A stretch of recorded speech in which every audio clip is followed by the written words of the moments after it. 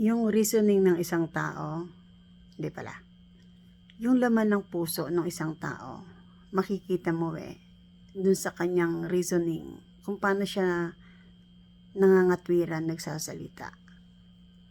Kahit papaano nakakabasa ako, di ba no? Nababasa ko yung kung anong personalidad meron yung isang tao sa pamamagitan o sa ginagawa niyang o sa mga sinasabi niya. Mali talaga ako, 'di ba? Kaya nga sabi ko nga, isang gift na meron ka, yung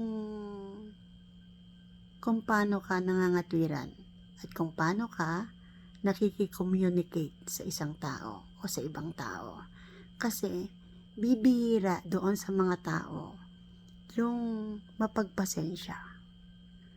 Dito sa natitikman ko dito sa mga kausap ko sa Amerika, nararamdaman ko yung galit, yung damdamin ng isang tao. Kaya nga, takot ako sa kanila